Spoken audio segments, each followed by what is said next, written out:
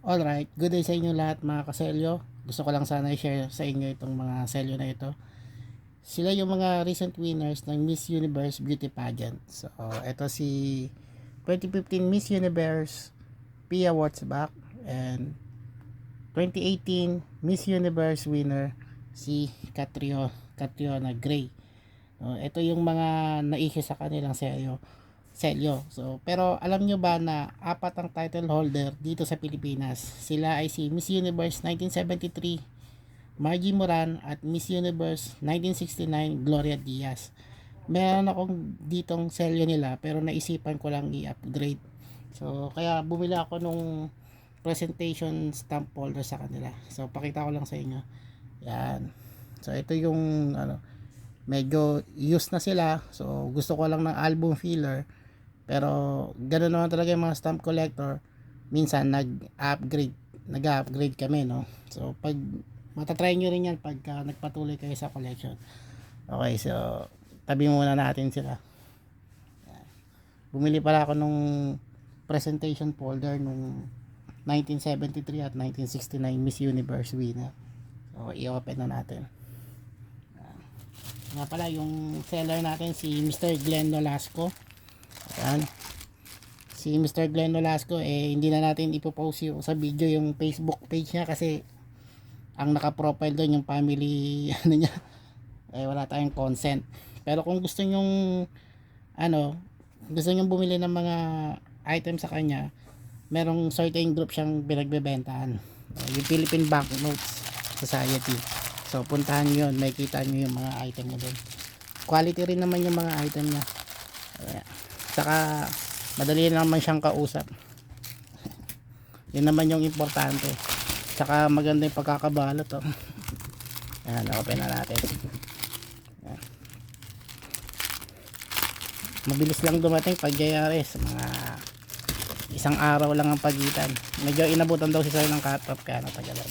So ayun, i-open natin.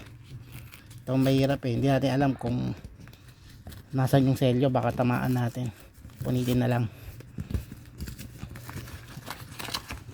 Minsan talaga nag-upgrade ako ng mga used stamps. So minsan pag wala talaga, pag nagkapera papalitan. So ayan, yun, balot na balot, safe na safe. Salamat dun sa seller. Mabait din naman kausap si Sir Glenn. Nakasabay ko na siya sa Bangko Sentral. Yun nga lang, nagmamadali ako, hindi kami nakapag-usap ng matagal. Ayan, gupitin na lang natin.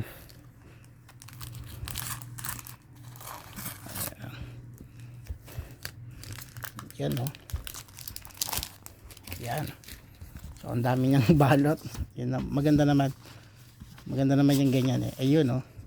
So bumili ako. Ayan, so ayan yung presentation album nila 1973 and 1969 Miss Universe winners. Ayan, so makikita nyo yan, special stamps yan. Yun, no. Bumili rin pala ako sa kanya ng micro credit overprint, pero saka na natin pag-usapan yan. Pero kompleto naman siya, no. So ayan, ito yung souvenir sheet. Nirelease pala siya nung May 21, 1994.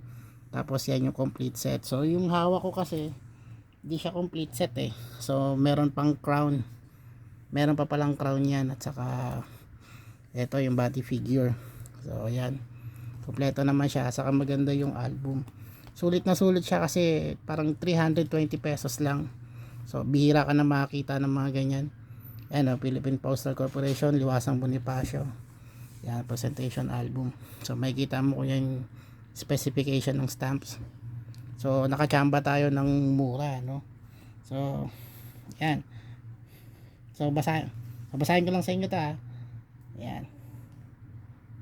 Si Maria Margarita Rojas Moran Floriendo ay isang beauty queen, president of Ballet Philippines, at dating nanungkulan bilang chairperson ng Cultural Center of the Philippines. Ilan sa mga naambag niya sa filmography ay ang Omar G noong 1974, Bagong Buwan noong 2001, Last Night noong 2017.